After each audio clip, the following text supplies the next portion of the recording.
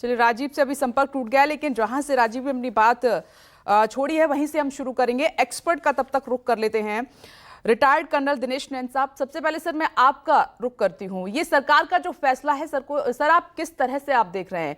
क्योंकि 4 साल के लिए अग्निवीरों को भर्ती किया जाएगा, उसके बाद 25% जो अग्निवीर हैं उनको एक परमानेंट जॉब मिलेगी। अब इस फैसले के हिसाब से 10% और अग्निवीरों को, जो एक्स अग्निवीर हैं, उनको जॉब मिल जाएगी। यानी कि कुल मिलाकर 35% जो अग्निवीर हैं उनको आप जॉब दे रहे हैं। बाकी 65% कहां जाएंगे, उनको लेकर एक बड़ा सवाल है। सर, आपकी नजर में यह फैसला कैसा है सरकार का? विपनेश जी, सेना जो है रोजगार नहीं है, ये एक जज्बा है।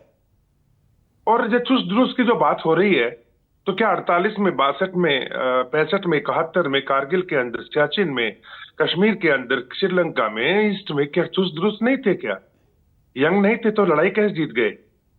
आज के तारीख में अभी जो लेटेस्ट एग्जाम्पल हम देख रहे हैं, जो कश्मीर के अंदर जो आतंकवाद बढ़ा है, झांसी की विक्टर फोर्स को उठा करके हम लोग गलवान लेके चले गए और 3 साल तक लगातार 60,000 के जो ट्रूप्स रिटायर हो रहे थे उसकी भर्ती नहीं की गई।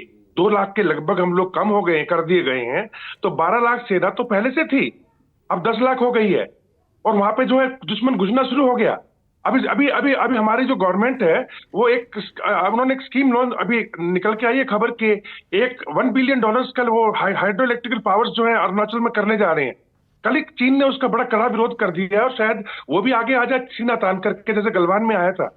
एक दुश्मन को मारने के लिए 10 जवान चाहिए होते हैं पहाड़ पे चढ़ के मारने के लिए।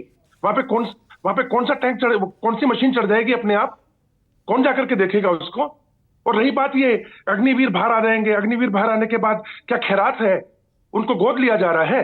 10% जो सीआरपीएफ की बात हम कर रहे हैं, कितने लोग सीआरपीएफ में, बीएसएफ में और बाकी जो पैरामिलिट्री फोर्सेज है उसके अंदर भर्ती होते हैं? लगभग 40,000। 10% कितना हुआ? 4,000। 40,000 लोग बाहर आएंगे, बाकी 36,000 कहां जाएंगे? कौन लेगा उनको? कौन गोद लेगा?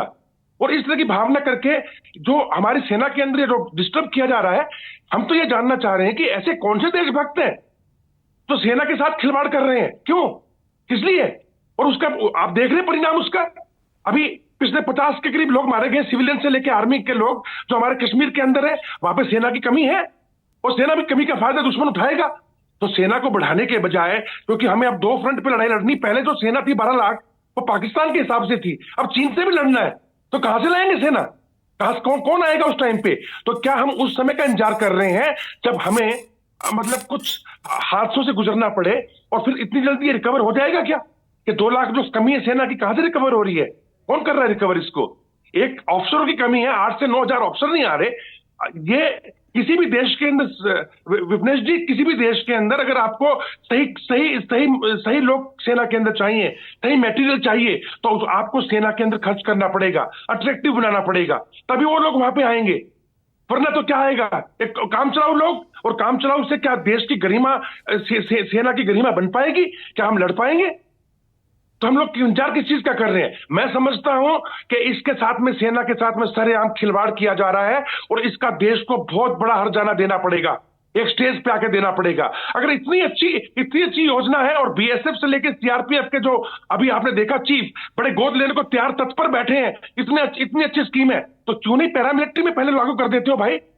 पैरामिलिट्री फोर्सेज में भी तो 50-60 हजार लोग हैं, उतने ही लोग आप भर्ती होने, वहां 40,000 लोग। तो इस स्कीम को वहां लॉन्च करके पहले पायलट प्रोजेक्ट करके देख लो, उसका रिजल्ट क्या आता है।